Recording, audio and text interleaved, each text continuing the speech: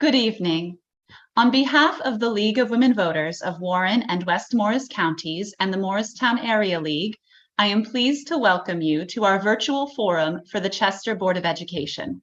My name is Megan Davis, and I am the chair of the Warren and West Morris Counties League. At this time, I would like to introduce Pat Robinson from the New Jersey Hills Media Group, who is our co-sponsor for tonight's event.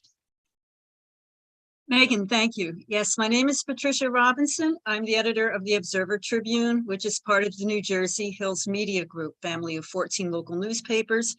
We serve the Morris County area.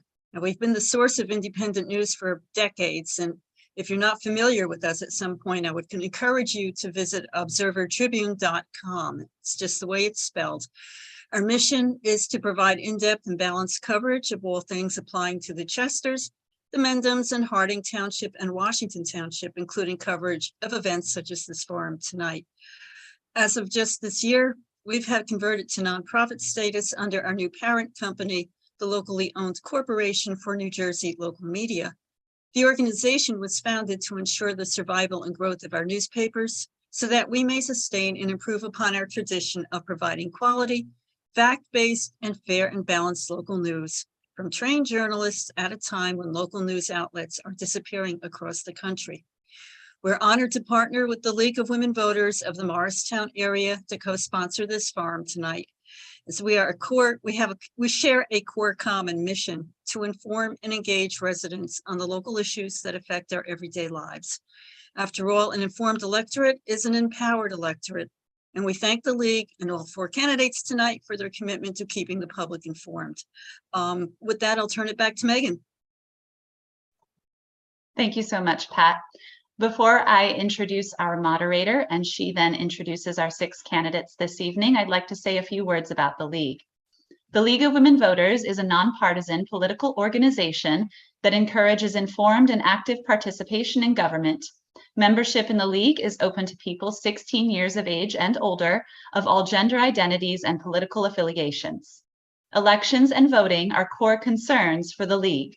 The League is committed to providing fact-based information about issues and the positions candidates take on those issues. The League envisions a democracy where everyone has the right, the knowledge, the confidence, and the opportunity to participate. The League of Women Voters never supports or opposes candidates for office or political parties. With 100 years of experience, the League is one of America's oldest and most trusted civic organizations.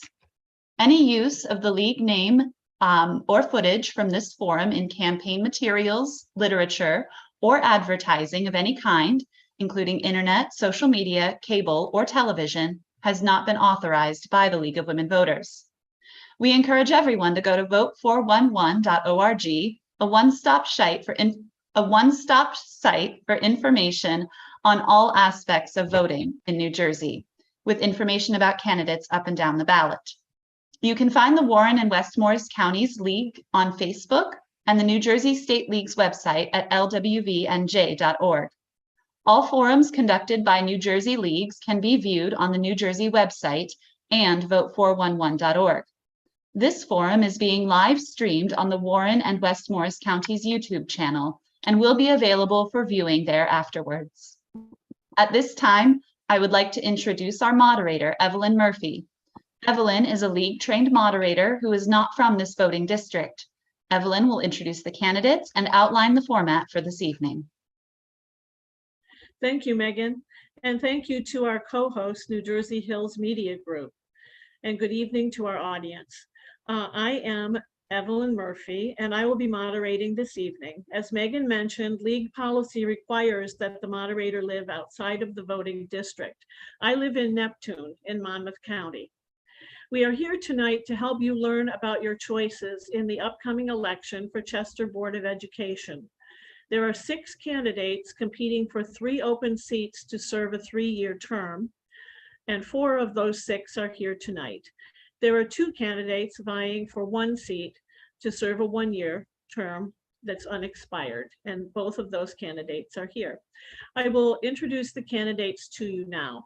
For the 3-year term, the 2 candidates who are unable to be here are Adam Colicchio and Adam Sorcini. The four candidates who are here in alphabetical order, candidates, please wave when I say your name. Dana Levens, Angela Martinez, Melissa Morrow Duffy, and Michael Sweetman. The two candidates running for the one-year unexpired term seat are Carolyn C.C. Bachevsky and Sarah Kalasian. Thank you. Our format tonight has three parts. We start with opening statements from each candidate, speaking for up to 1 minute. We will then move into questions, all of which have been submitted in advance. We received a number of excellent questions from you, the voters. Our team has worked to assemble a group of questions that cover a wide range of topics. 10 questions were shared with the candidates in advance, and the questions I'm choosing from tonight include those 10 plus some others. Each candidate will have the opportunity to answer every question, using up to 1 minute to respond. Anyone may pass on a question if they choose. We expect the candidates to focus on policy positions and avoid personal attacks. Each candidate has only one chance on each question. There are no rebuttals or follow-ups. We will then end with candidates making closing statements of up to 1 minute each. The order in which the candidates speak was determined earlier this evening. Now, candidates and audience, I would like to draw your attention to our timekeeper. The timekeeper, as the candidates speak, will let them know when 30 seconds remain by raising a yellow card like this. And when a speaker's time is up, she will raise her red card. Candidates, when the red card comes up, please finish your sentence and stop as soon as possible. Thank you. Now we will begin with candidate opening statements. The candidates who were not able to attend were given the opportunity to submit a statement to be read. One candidate, Mr. Colicchio, has chosen to do so. The statement is to be 2 minutes long. That's the length of the opening and closing statements combined. I will read that statement now, and our timekeeper is going to time it just as if it were being given live by Mr. Colicchio. So we'll start now. My name is Adam Colicchio. I am proudly running for Chester School Board. My family and I have been members of the community since 2016. I'm the father of 2 young children, which strengthens my desire to make a more active role for them and all of Chester's children. I'm interested in volunteering my time and experience serving our community, ensuring we strive to provide the best education, safety, and well-being for our children. I want to see our children grow to their fullest potential and for them to see people for who they are, not what they are.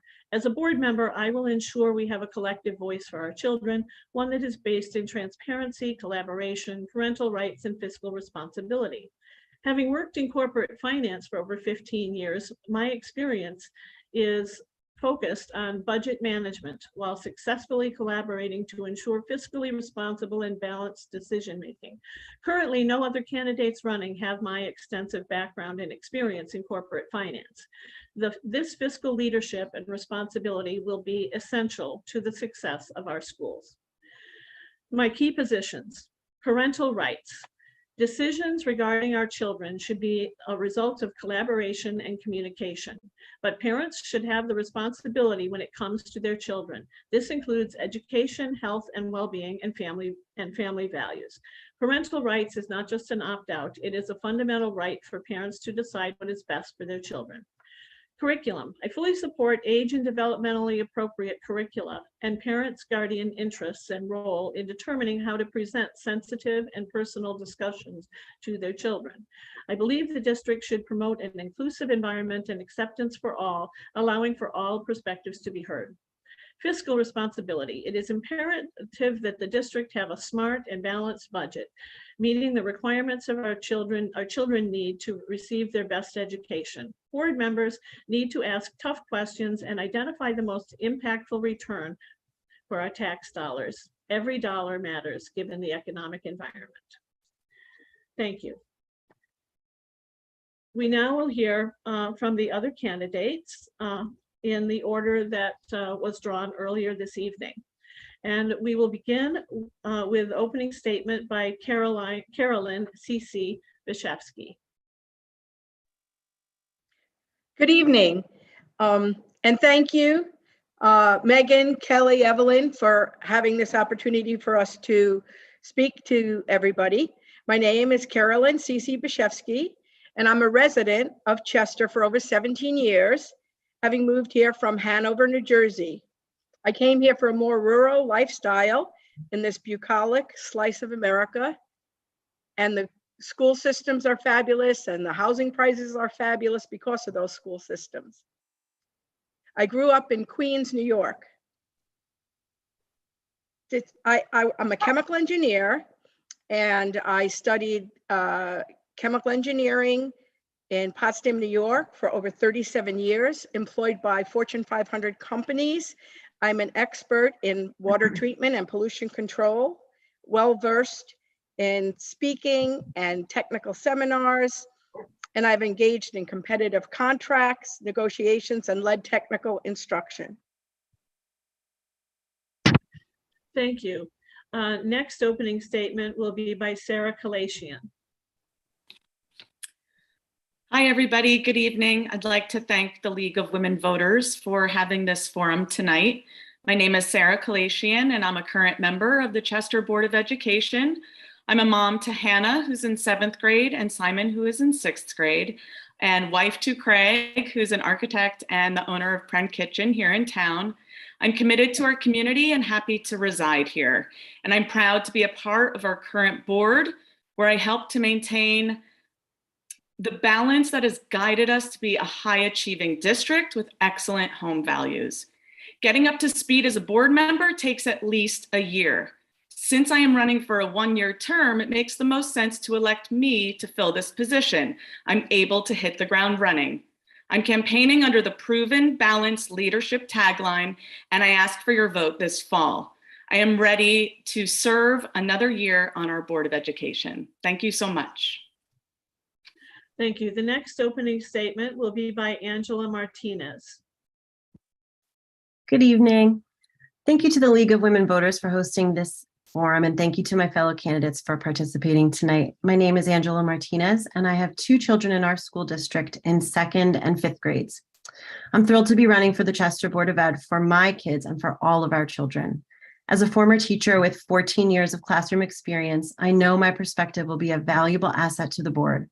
I will use my experience as an educator to act as a bridge between the community and the staff, and to inform policy and curriculum decisions in a knowledgeable way.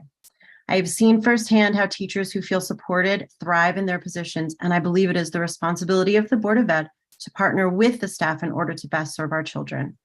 As a concerned parent and community member, I am dedicated to ensuring all students who walk into our schools feel safe, supported, and represented every single day. Simply put, our kids should always come first, and I promise to keep them my priority. Thank you. The next opening statement will be from Melissa Morrow Duffy. Melissa, you're muted. Hi, thank you for having me tonight. When I decided to run for the Chester Board of Education, my family and I discussed the commitment and what it means to all of us. 3 words suggested to me by my son, an 8th grader at the Black River Middle School: children, education, community.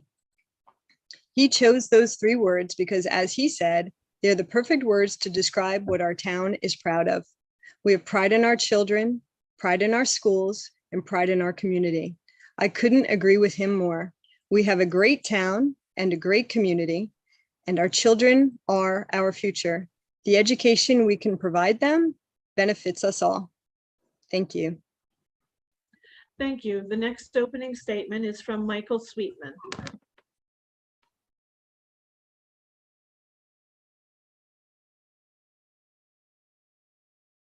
Good evening. First of all, I'd like to thank the League of Women Voters for hosting this event, the other candidates for participating, and I hope this will be helpful for the voters watching at home. I am Michael Sweetman, and I am running on a platform of supporting Chester schools. We have great schools, great administrators, and great teachers. I was motivated to run because I have seen activist organizations working to disrupt schools by spreading fear and untruths And these people and these activists, outside activists, have been demanding radical change under the guise of parental rights. The truth is, our schools aren't broken, and parents already have a strong voice in our schools.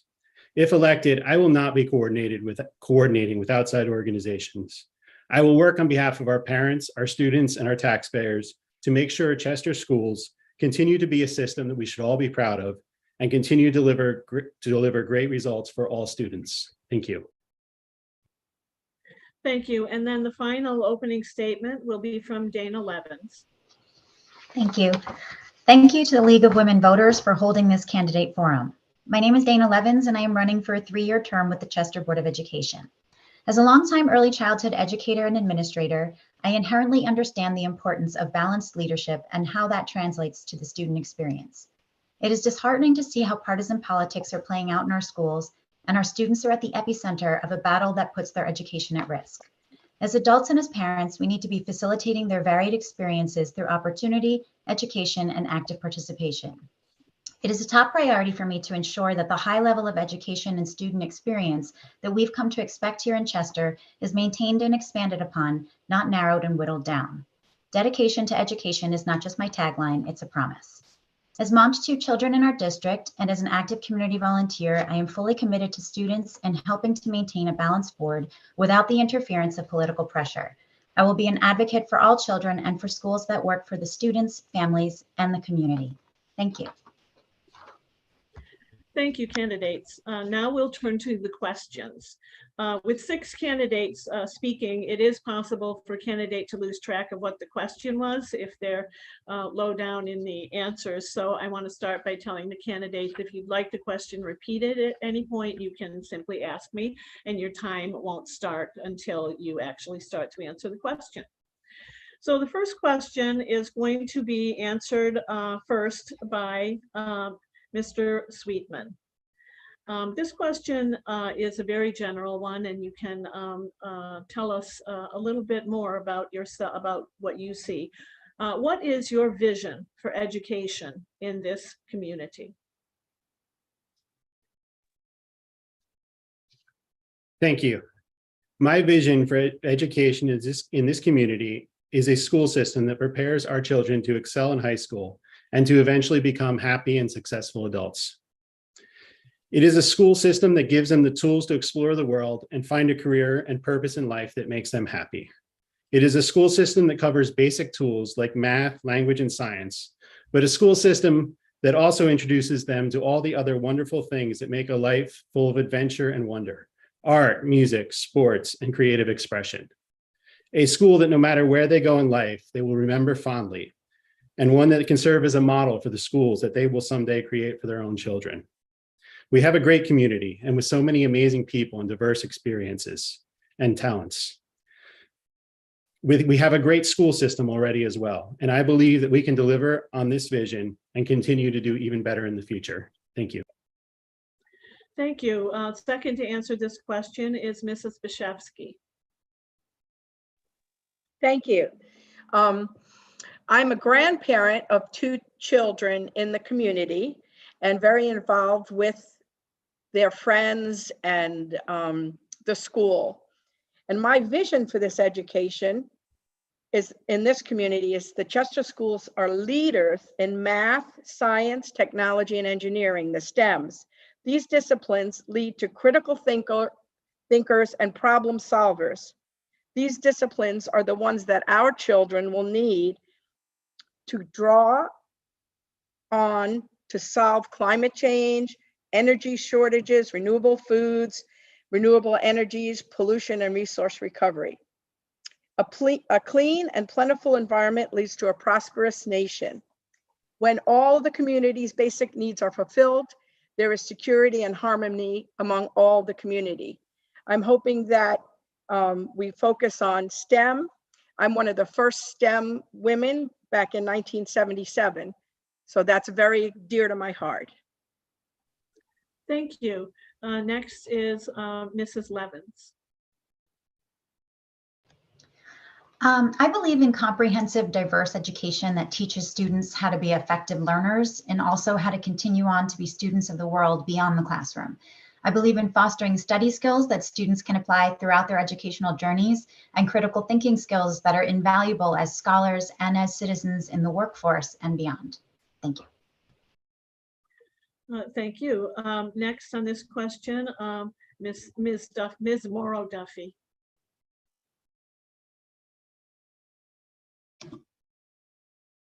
Ms. Morrow Hi. Duffy, you're muted. Okay. Yep. Hi. My vision is to get us back. There's no denying that the learning losses and the impact the pandemic has had on our children's social and emotional states. The division in our community is a big part of the challenge the schools face. My vision is for the community to come together, for the parents, teachers, and children to form bonds with the children's education as the main goal. Communication is key, and in my experience, the teachers and administration have always been willing to listen. Thank you. Thank you. And now the same question, Ms. Kalashian. Thank you. Education can't be stagnant. It is ever changing as our world changes. In order to stay competitive, we must remember this as we prepare to open our doors each year. We are constantly looking at our standings through the Start Strong and CUSAC metrics. We adapt to technology as it appears so that we are always on the cutting edge. We stay competitive through achievements like Schools to Watch, which inherently asks us to continue to evolve, continue to improve. We value the role of social and emotional learning, diversity, resiliency lessons, all of these things together ensure we are providing a well-rounded education for our students. And that's really how we stay competitive. That's how we keep moving forward. Thank you so much. Thank you. On this next question, first answer will come from Ms. Morrow Duffy. The question is, do all student groups in our district have equitable access to challenging and supportive educational experiences? And how should any gaps in access be addressed, if there are?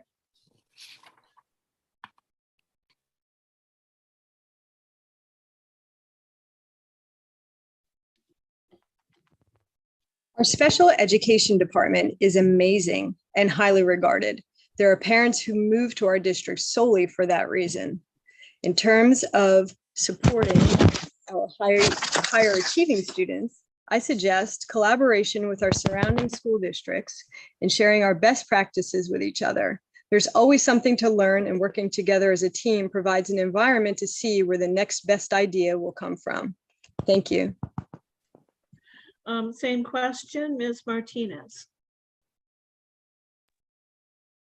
Before I start, I'm so sorry. I did not answer the last question. I don't know if that's okay, or if everyone's supposed to answer every question. I'm sorry. I did not call. Did I not call on you? No. Oh, I am so sorry. That's okay. You were supposed to have that opportunity, and actually we'll go back and do that now. I apologize. And if that happens again, interrupt me before we go ahead. Okay. I'm so sorry. That's okay. So No let's worries. hear your vision for education in this community. I hope to see the continued innovation of our educational programs, a renewed sense of cooperation between the community and the schools, and for all of us to come together to ensure the Chester School District works for all students. More specifically, I'd love to see a focus on the multiple intelligences, which work as a way for all learners to apply their skills. I want our students to not only be successful in school, but to be well-rounded human beings when they finish up in Chester schools. Thank you. And now let's turn to the question that was our second one, and I'll repeat it. Do all student groups in the district have equitable access to challenging and supportive educational experiences? And how should any gaps, if there are, in access be addressed? I think this is a difficult question to answer without specific data from the schools regarding the performance of different subsets of children throughout the 3 schools. And I would definitely be interested to know if there are learning gaps in various populations of students. If so, I would use my experience as a teacher to provide the district with ways to combat those, such as homework clubs for struggling students, more enrichment opportunities, and peer learning groups. Thank you. Same question to Ms. Kalashian. So I'm going to say that absolutely, all our student groups have equitable access. As a board member, I know this to be true because we have to prove on all our federal grant applications that there is equitable access for all student groups. Additionally, we're always looking at the data to really understand if there are gaps. And if those gaps do appear, because we're always looking at it, we can address them immediately. Thank you. Next on this question, Mr. Sweetman. In my experience, having 2 children at Chester schools, I am not aware of any major gaps or issues of equity between the 2 schools that are in desperate need of addressing. I would certainly keep my eyes open and listen to the community to see if anyone has any concerns. I have been hearing from some parents that there's a high volume of IEP requests coming in right now, and that there's a little bit of a backlog in getting those requests evaluated and processed. And this is the type of thing I would keep my eye out in the future to consult with the administration to see if there's any resources or anything I could help to solve a problem such as that cropped up. But overall, I think the schools are doing a pretty good job with respect to equity. Thank you. Thank you. Same question to Mrs. Levins. First off, yes, I believe that all of our students do have equitable access. But in order to address the topic, I truly believe that we need to hire and retain quality educators. In order to be a competitive district and to offer plenty of supportive and challenging opportunities for students of all abilities and performance, we need to have more teachers available to facilitate the process. Beyond that, I would love to see even more extracurricular clubs offered because I think they're crucial to the student body as a whole. These clubs are accessible to all students, not just high-performing ones, and they expose children to various experiences that can build their scholastic skills as well as their confidence. As for achievement gaps, we should be analyzing our data to make sure all students are learning and meeting standards. Thank you. Thank you. Same question to Mrs. Bishevsky. To my knowledge, there is no tangible inequity. It depends on what you're saying or what you're calling equitable. Is it exactly dollar amount funded, or is it looking at equal dollars, or looking at where the dollars are being spent with respect to where the needs are? So for example, if Dickerson might have higher special needs or ELS or IEP because the students at the entry level need more of that, well, that's where the money should go. I believe in sending money to accomplish specific needs, and it doesn't necessarily have to be an equal dollar amount, but using resources to get the most important things addressed. Thank you. Thank you. We'll move on to the next question. I got everyone on that one, right? Okay. First to answer this is going to be Ms. Martinez. And the question is, how would you respond to a parent who wants the district to limit access to or remove books from the school library or classroom? This is such a good question. I happen to be an avid reader. I like to think of myself as a lifelong learner. I do not believe it is productive to ban books. I would encourage any concerned parent to read the book together with their child and discuss the content openly, even if that means talking to your child about aspects of the text that you may feel are objectionable. We know that the world doesn't stop outside of Chester, and literature is such a safe and excellent way to expose our children to issues facing the outside world. It's also important to remember books aren't picked at random. There is a specific curriculum content standard and age-appropriate guideline that the teachers are following when choosing reading materials. With that said, I think it could be productive for teachers to alert parents if something controversial or that may be controversial is going to be discussed. Thank you. Same question to Mrs. Bishevsky. Book banning is a serious action, It is against the First Amendment and freedom of speech. That being said, I do agree that controlling the access of sensitive materials would be a reasonable move. I support parents' rights and full transparency, and therefore that's consistent with offering books in the library with permission forms from parents. Careful attention to age-appropriate books and materials should be offered and limited to those ages. I oppose placing highly controversial and sensitive or racially charged books on the required or recommended reading list, as this may force parents and children into premature decisions. Each child develops at its own individual pace, and most always the parents are the best judge of where that child's level of development is. Thank you. Same question to Ms. Morrow Duffy. I feel one of my greatest strengths is being an objective listener. I would respond by listening to the parents' concerns, but knowing that the proper procedure would be for them to address their concerns with the superintendent and administration. I would encourage them to do just that. I would then bring the matter to the curriculum committee for discussion in more depth. Thank you. Thank you. Next on this question, Mrs. Bashevsky. Did you just answer this? I did answer, but if you want me to talk some more, I'll be happy to. No, I am so sorry. I'm really messing this up tonight. Let's go to Mrs. Levins. Did you answer it? No, I'm ready. Thank you. So I want to point out before getting into my answer that these books are chosen by professionals who understand the application of the book to the age appropriate audience. But no, I don't believe that we should be restricting access to literature. We should be encouraging reading and exploring different ideas and stories and authors and perspectives. It's vital to a child's development to be exposed to concepts that challenge our existing views and experiences. For that matter, it's vital to all of us.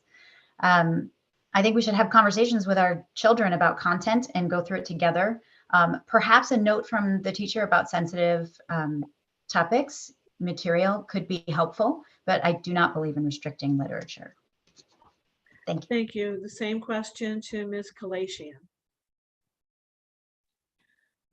I don't believe we should be banning books. Like Angela said, I love books too. I'm an avid reader of all genres. Books to me are salvation. They can be windows into different worlds. They can affirm a life is meaningful. The books to be read during the school year are actually identified on our district website. Parents can easily access these lists to better acquaint themselves with the material, and then questions or concerns can be raised as a parent sees appropriate. I think communication is key. And maybe something that could be added to that website list are short descriptors, so that if the content seems to someone to be questionable, they can reach out to the administration to get some further information about them. Thanks. Thank you. And lastly on that question, Mr. Sweetman. Thank you. I will always be available to any parent who has a specific concern with any book or material. I would also encourage them to bring those concerns directly to the teacher or librarian as well.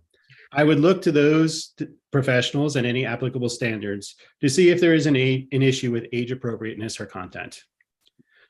I also think it is important to understand, though, that we're not all going to agree on every book or every lesson in the library, every book in the library or every lesson. Dealing with new ideas or ideas we disagree with is a crucial part of developing critical thinking skills. We can't, as a district, be reacting to every viral internet post with listing hundreds of titles of supposedly objectionable books. So I support a library with age-appropriate books. I oppose book banning. And I believe our teachers and our library professionals are able and equipped to deliver that to our community. Thank you. Thank you. Moving to our next question. The first to answer this is going to be Mrs. Levins. And here's the question. Here in New Jersey and across the country, school board meetings seem to be becoming politicized, and some boards are beginning to look partisan.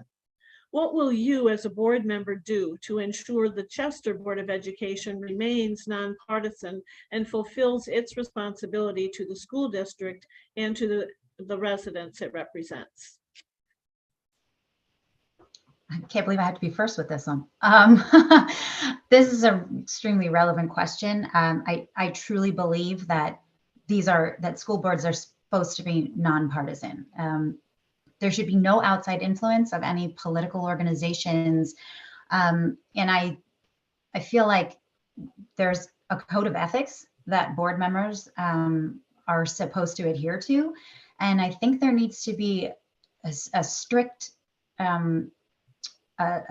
way of handling that if someone goes against it, and also holding us to that higher standard. There's no excuse for politics to ever impose a school board. And our kids are the ones that end up having the worst effects of that. So I think it has to be a collective effort by the school board and the administrators and the superintendent to maintain the integrity of the board. Thank you. Thank you. Second person on this question, Mr. Sweetman. Yeah, thank you. Again, as Dana said, this is an extremely relevant and current issue to Chester School Board. Only a few short years ago, people didn't even used to go to a school board. Now, even in Chester, we need to have police presence. That's a real cost to the district that takes away from the students' learning. It's regrettable that this has happened to our district. I witnessed a board meeting last week, and there was a further regrettable incident where a member of our board was associating with really extremist outside groups that are advocating to disrupt school boards is their mission, and and bring religion into the schools. They would run us afoul of anti-discrimination laws.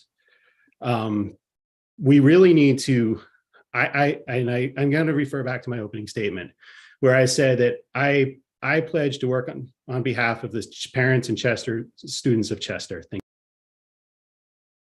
Thank you. Next on this question, Mrs. Bishevsky. Hi. I believe that the school board should be nonpartisan. And it's unfortunate that it has become a little bit of a polarized situation in Chester. I'm grandmother.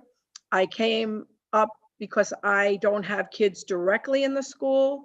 I have an interest in the school because I live here, and I have a lot of friends across all of the views, and I want to listen to them and bring their views together and make some kind of equitable decision or compromise on how we move forward on this.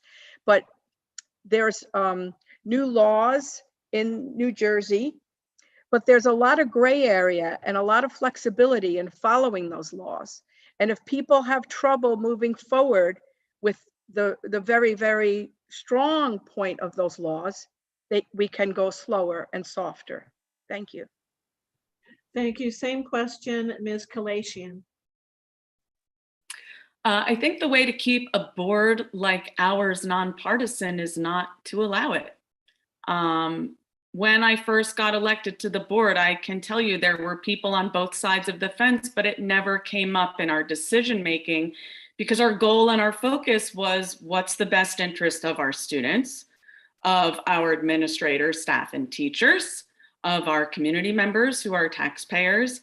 And it's really simple. It's part of our code of ethics when we recite them, when we're inducted or officially kind of put on the board in front of the community. We say that we're not gonna be partisan. So it's really as simple as that.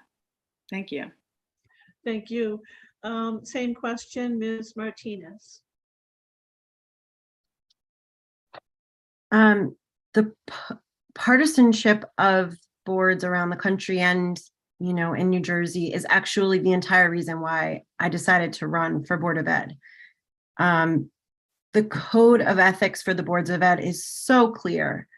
And I think perhaps the campaign rules and regulations need to be made clearer as well, so that political parties aren't purposely recruiting people to run for boards of ed. I really feel like all of our children deserve so much better than to be what I think are pawns to people's political ideologies and used as sort of a jumping off point to a further career in politics.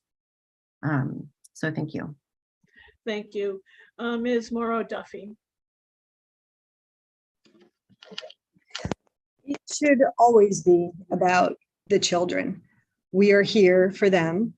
It should absolutely be a nonpartisan board. Your personal beliefs should be left at the door. We should be working together for the common goal. As I said earlier, one of the biggest challenges that we're facing in our school district is the divisiveness of the community. Not being able to come together and see all sides. But I think as a board member and having no particular political affiliation, I could bring that to the board. I could bring a objective listening and concern for our children and their education being our main goal. Thank you. Thank you. Moving on to the next question, and the person who will answer this first is Ms. Kalashian. The question is, what is the role of schools in teaching children about topics such as sex education, cyber safety, AIDS, wellness, and bullying?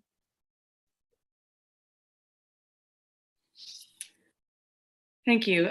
In order for K through 8 education to be effective in preparing our children to advance to high school, college, and beyond, it must deliver a well-rounded experience. The topics mentioned are so very different, but should be discussed where and when appropriate.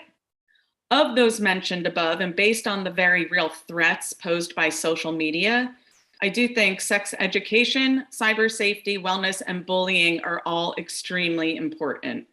Lessons should be fact-based and age-appropriate. And when children are armed with facts, they are able to make more informed, beneficial decisions. Thank you. Thank you. Same question, Mrs. Bishevsky.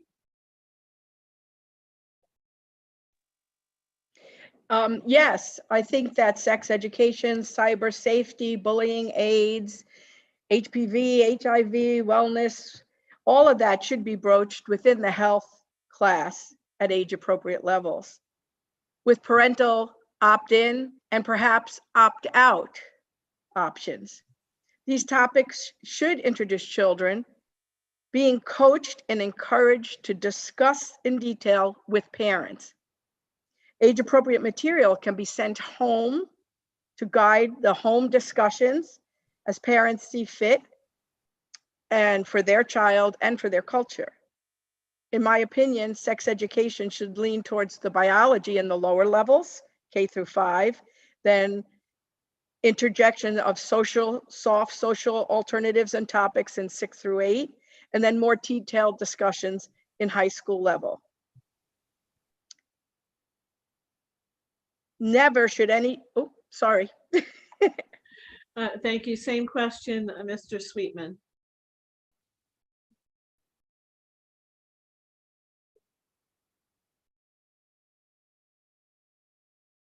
Sorry, I had problems unmuting. There are certainly a variety of issues raised with that question. There is a common theme of student health running through, and I believe that the school does have a role in teaching students how to keep themselves safe and healthy in an age-appropriate manner. I've been really impressed with some of the innovative programs our school has come up with. I remember one day our 2 kids came home and were very excited to tell me about a bad robot that had come into school and said mean things to Mrs. Fair. I don't really know exactly what happened, but I gathered it was part of an anti-bullying program. Clearly, the school had found a way to capture their imagination and involve them in the lesson. Bringing it back, our teachers are amazing professionals, and I believe they are capable of dealing with tough but necessary subjects in an age-appropriate manner, and they will be able to effectively communicate to our students the knowledge they need to grow up safe and healthy. Thank you. Thank you. Same question, Ms. Morrow Duffy. For example, the sex ed curriculum in our district has already been established. And as a part of the strategic planning initiative, parents were able to comment and provide insight into what they thought our district should put forth in the curriculum. Surveys on topics such as these are a great way to get the pulse of the community and to be able to provide an experience that is age appropriate for our children. Our school district takes all bullying very seriously. Cyber safety is definitely something we should and do make a priority. From the very beginning in Dickerson, the students are learning how to stay safe while using various media sources. Also through Common Sense Media, our district has sent parent-specific communications detailing new apps and trends, how they work, and what the pitfalls may be for your child. I'd love to see these types of cyberbullying presentations and detailed informational emails for the parents to come back into our schools. With rise in mental health concerns, now more than ever, we need a strong cyber safety presence in our school community for students and parents. Thank you. Thank you. Next to Mrs. Levins. All of these concepts are important to a child's knowledge and development, and teaching these elements in an age-appropriate way is crucial in educating students and promoting their health and safety. These key concepts have always been part of school curriculum, and our teachers are trained to deliver them age-appropriately. In today's world, each of these topics is relevant to the lives of our students, and I think it's important that we trust our teachers to do the job appropriately and also to stay involved so that we can feel like we have knowledge of the process. Thank you. Thank you. Same question, Ms. Martinez. Even though these topics are seem different on the surface, I think really they're just about safety. Because technology features so prominently in our children's lives, it's so important to counter any misinformation that they're seeing online. I think it's our school's responsibility to protect our children by providing age-appropriate, fact-based, well-researched curriculum across these subjects, and I think that they do that very well. Thank you. Moving to the next question, the first person to answer this will be Mrs. Bashevsky. And the question is, do you think parents should be involved in curriculum planning? If so, how and to what extent do you believe they should be involved? I do believe that parents should be involved in curriculum planning. Certainly they're professionals and there are guidelines from the state and from education that would set the basis of the curriculum. But when it comes to, say, social issues or racial issues or white privilege issues where there are sensitive issues, I think that parents should have an input. And like Melissa Duffy indicated, having a survey or a poll to get a pulse of what the parents in the town want is a good way to get that input to better meet the needs of this particular community. Thank you. Thank you. Same question, Ms. Morrow Duffy. Yes, I do think that the parents should be able to take a part in some way in establishing the curriculum for the kids.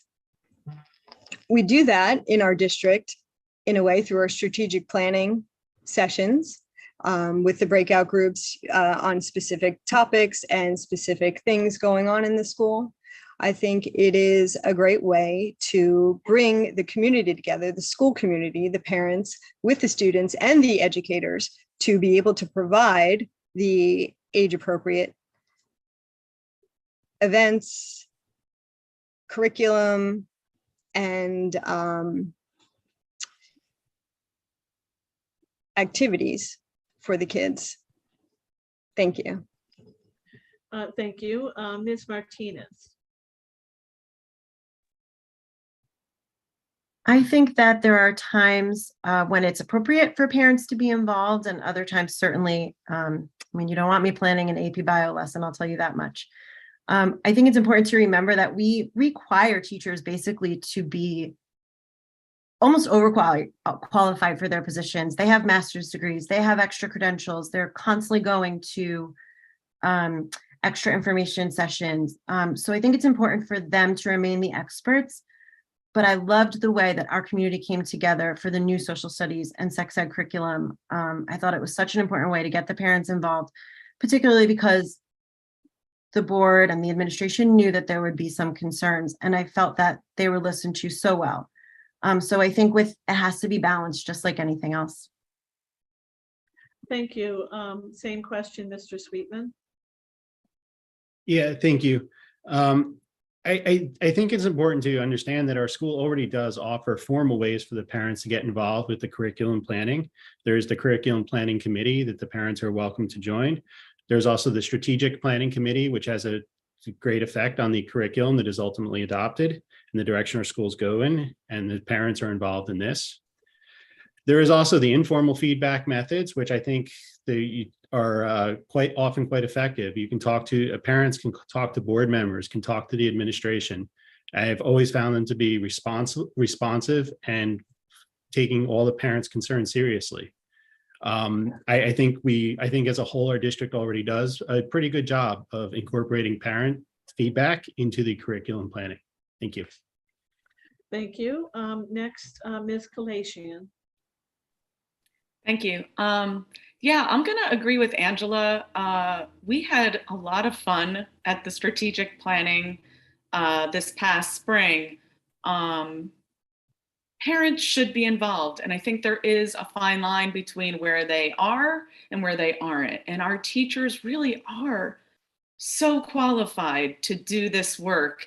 And the fun thing and the really important thing about that planning session back in the spring was that parents were able to interact with our administration, with some of our teachers, and with other parents to really put down on those big white pieces of paper, ideas that they're looking for, or things they're excited about, or things they think need more work. And we really did take a lot of that into consideration.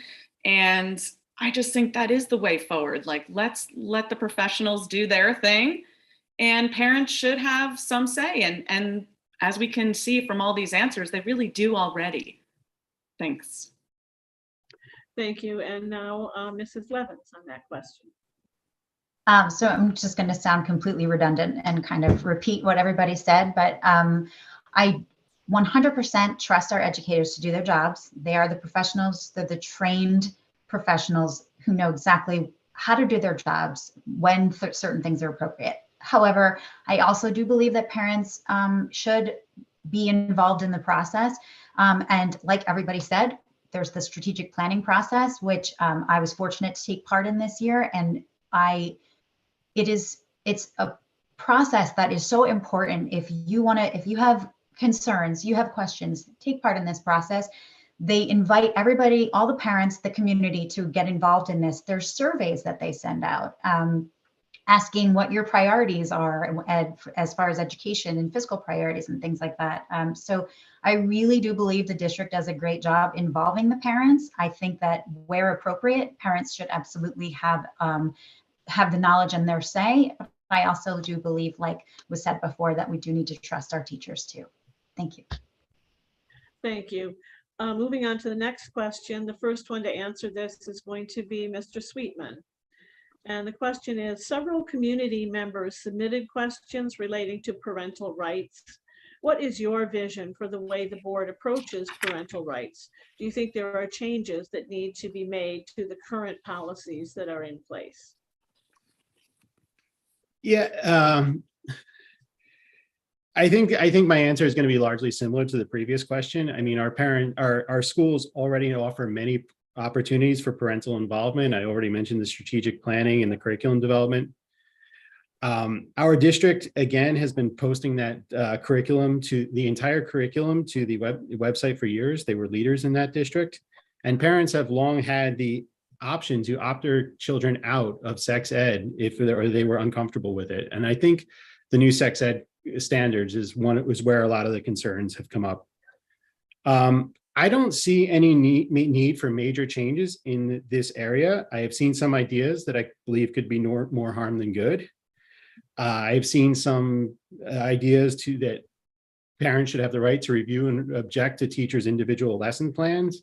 In my opinion, having one boss is hard enough. I can't imagine having 20 or even 40 if the parents don't agree among themselves. Again, yeah, thank you. Thank you. Same question, Ms. Martinez.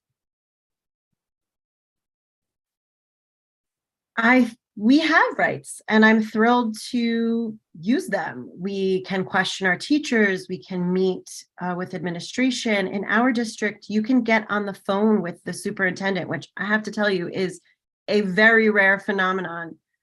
I think that the confusion about parental rights is about probably a very small group of people who want to dictate parts of the curriculum for the entire district. And in public education, it just doesn't work like that. Our right is to voice our concerns, to be part of steering committees, to attend the Board of Ed meetings, to run for Board of Ed, and to participate in that way. Thank you. Next on this question, Mrs. Levens. Okay, so what I would like for everyone to know about parental rights is that we already have them. The option to opt out of sex education has always been there for us to consider. If a parent feels strongly that conversations pertaining to sex ed are for a parent to have with their child, opting out is easy to do. If a parent is worried about any specific topic covered in class, the curriculum is posted on the district website for us to comb through at our convenience. And if a parent wants to have a say in what's included in that curriculum, like we said before, they can take part in the strategic planning process, which is open to parents and the community. And we can also fill out the survey that's widely distributed to the community at large, asking for feedback and input on district priorities. It is as easy as checking our email or visiting the district website. Thank you. Thank you. Mrs. Bashevsky. Thank you. Yes, I do believe that students are their parents' children first and foremost. So parents have the ultimate right to what the children is taught or what they are asked to read or what they are asked to participate in. Parents should always know the information, whether it be academics, athletics, social programs, or civics pertaining to their child. I understand they do have the right to opt out, but perhaps we should consider the right to opt in for certain subject matter. How material is taught is also something that parents should have a right to know, including an ELA, history, or biology or science. And I would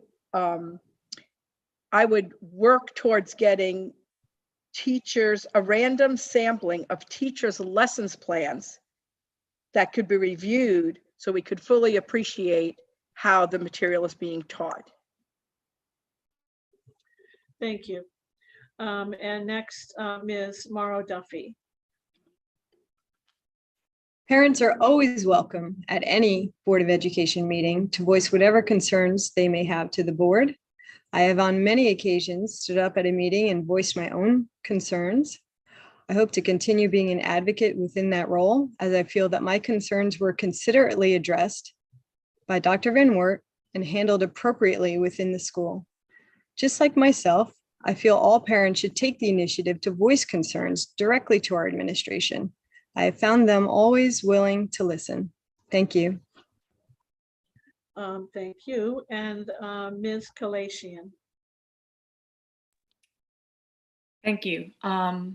So a bunch of people have already mentioned, we do have rights, and that hasn't changed, and it will continue to stay that way.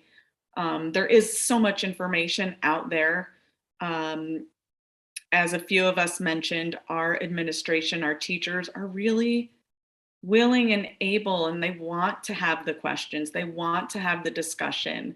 I think we just need to communicate with each other. If there is something that you're concerned about, call your teacher, start with the teacher and kind of move up from there. As Melissa mentioned, come to the Board of Ed meetings, find out what's going on or what's on the slate or what's, kind of happening at the moment.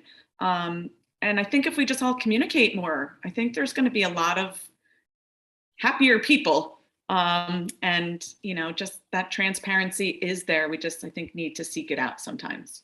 Thanks.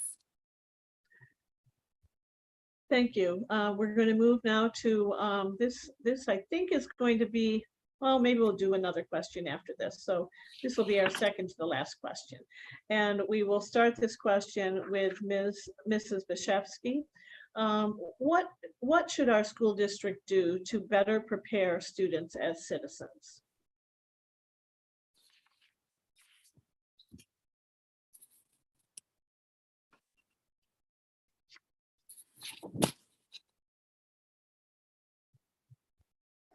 I know I answered that. I'm just looking for the material. But I believe that students have to be citizens of the world. So they need to be taught ethics. They need to be taught integrity and fairness. They need to be taught civics. How does our government work? What are the responsibilities of the government? What are the major purposes of government? They need to be taught how to, the Bill of Rights and the Constitution. What are our rights as a citizen and what are our responsibilities as a citizen, so that they can grow up and function in this world and be a better contributor. They should all learn to treat each other as they would like to be treated, and to contribute positively and work with other people positively to achieve a common goal. Thank you. Same question, Ms. Kalashian. I believe a robust and balanced education for all children is really at the core of their ability to succeed in life. Success shouldn't be based on how much money we make, but on how we give back to our community and what we're able and willing to contribute to our world to make it a better place for everybody. And that doesn't mean people we just agree with. It doesn't mean people who are the same as us. Our world is so diverse. It's so filled with people who love all sorts of people. We're all sometimes different colors, from different backgrounds, from different socioeconomic places. In order to really make great citizens, we have to make sure our kids are exposed to as much as possible, because it's a big world out there. It's a colorful world. And those are the things that shape what kind of citizen they're going to become. Thank you.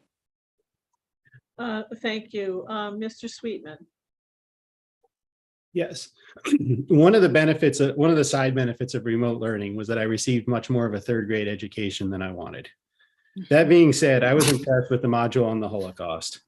I was quite skeptical at first that this was an age-appropriate topic, but I changed my mind as it went on. I thought it was sensitively and thoughtfully presented, and at the end of the module, I was impressed with how my son had interacted with the material and the lessons he took from it. This is obviously an example of critical thinking, of a critical thing for good citizens to think about. How and why did a modernized industrial society turn its resources to genocide? The answers to that question should always be in the back of our minds as we think about how and why we want to shape our society. And I think that lesson gave my son a good foundation to start thinking about that. I recently saw that Miss Meegings and Miss Ironson were recognized for the work on this module, and I feel that it was fully deserved. It was a tough subject, taught well. And in the larger picture, I think Chester is doing a pretty good job giving students the tools they need to become good citizens. Thank you. Thank you. Ms. Morrow Duffy. In the lower elementary schools, their social emotional learning skills are being fostered on a daily basis through things like the lunch bunch, the buddy bench, and a new book vending machine provided by the PTO, which the children will take part in through PBIS rewards, which are positive behavioral interventions and supports. In the middle school, all students are part of a program called Advisory, where students are in groups across the grades and meet every other week to have conversations to get to know each other without the use of technology.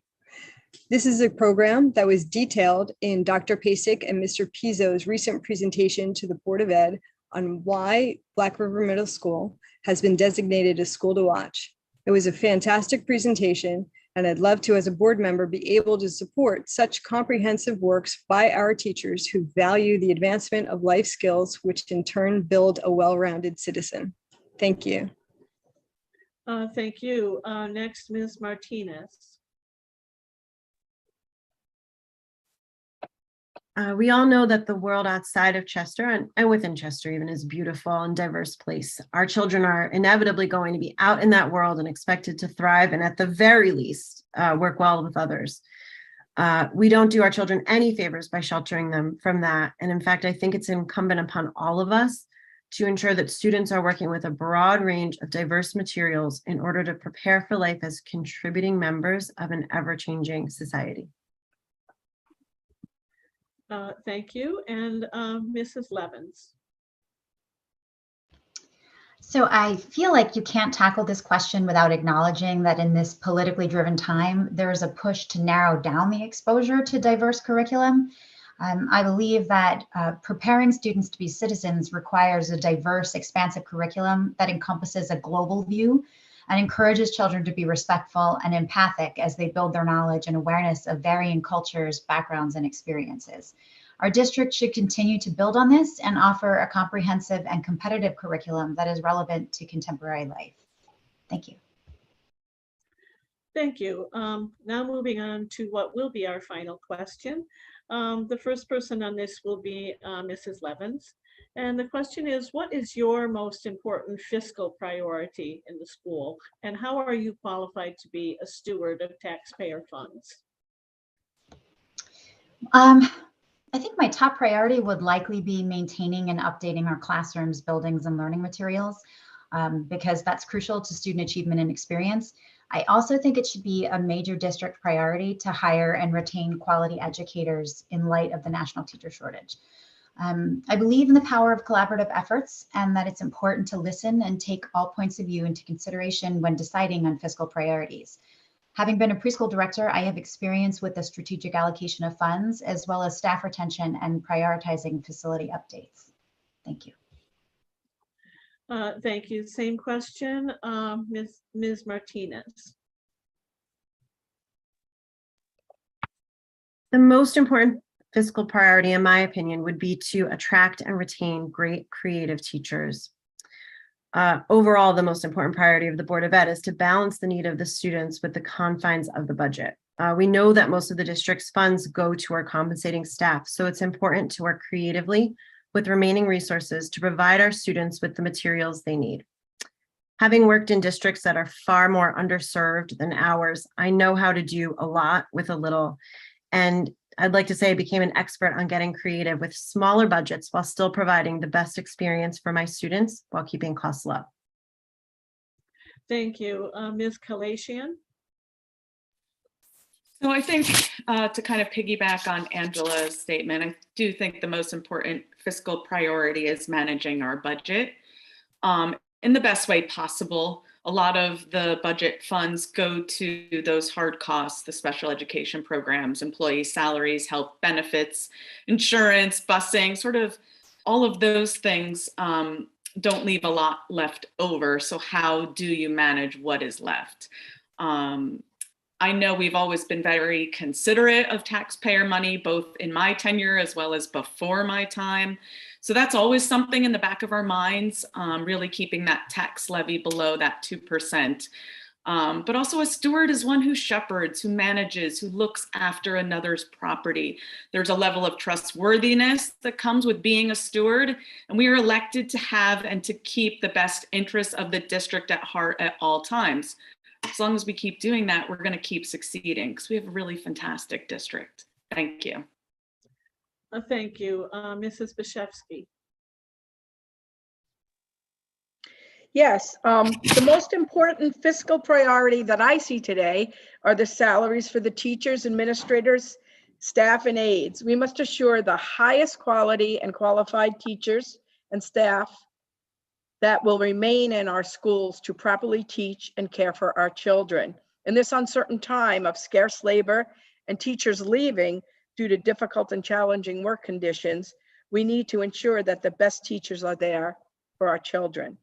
With respect to my qualifications, as a steward of taxpayer funds, I was employed by several Fortune 500 companies over 35 years, responsible for budgets, salaries, staff, contract negotiations, competitive bid analysis for million-dollar projects. With respect to the Bragg School Water Improvement Project, I'm a chemical engineer with 35 years experience in design and expertise in water treatment and air pollution, and I can oversee those contracts and negotiations for this project. Thank you. Thank you. Mr. Sweetman. My most important fiscal priority is to ensure that our schools are adequately funded to meet the educational needs of the district and that we keep our tax burden as low as possible while doing so by avoiding wasteful spending. Professionally, as an engineer, I have been responsible for managing many multi-million-dollar contracts. I am experienced in the analysis of cost and benefits and dealing with contract issues as they arise. I have seen firsthand how important it is to understand the value of what is being purchased, analyzing the available options to understand the best value is being obtained in order to avoid wasteful spending. I believe it is the job of a school board member not to micromanage every transaction, but rather to ensure that proper oversight and controls are in place to make sure that the funds are being expended properly and on useful things. I take very seriously the tax burden that we place on our citizens, and I will do my best to make sure that ensure those funds deliver value to the community. Thank you. Thank you. And now Ms. Morrow Duffy. The teaching community has been hard hit throughout the pandemic. It has been a most challenging time for all in the district, including the teachers and the school staff.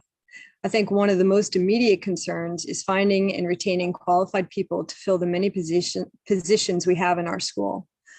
Our district consistently ranks among the best, and it is our teaching and school staff that keeps us there. As a business owner for the past 28 years, through lean and prosperous times, I have gained much experience and insight into budgetary needs. As a taxpayer, I have a vested interest in making sure our school budget is put to the best use possible. Thank you. Thank you. That brings us to the end of our question period. And we're now moving into part 3 of the forum, where we'll have closing statements. Each candidate has 1 minute for the closing statement. And the first closing and the order of the closing statements was determined earlier. And the first closing statement is by Sarah Kalashian. Thank you so much. We've been here a little bit already, so I'm going to keep my closing statement very short. You all know who I am. I've been around on the board for 4 years. I was here before it was popular and ran unopposed in my first term. I'm going to leave you with my tagline, proven balanced leadership. I'm ballot position number 1.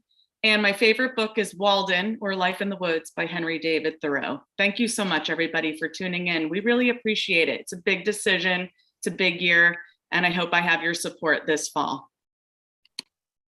Thank you. The next final statement by Melissa Morrow Duffy. I'd love to continue serving our children by focusing on their education from the inside out.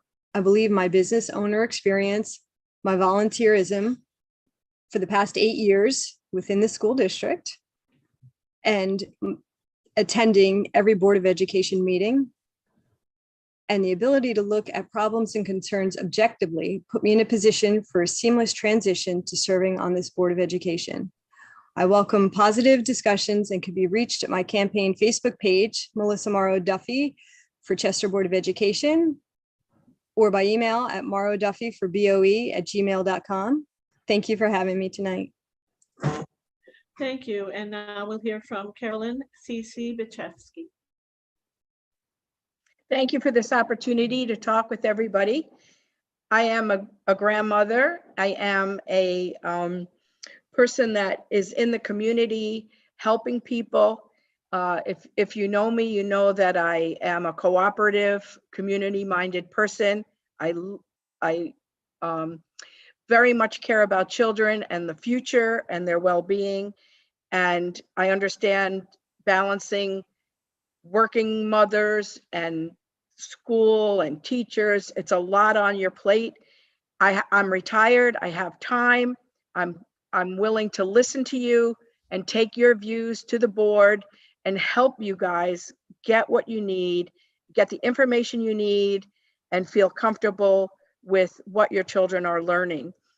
So I would like to offer my support and my time to make this community better and to keep it for why we all moved here. Great schools and great community. Thank you. Thank you. Now Dana Levens.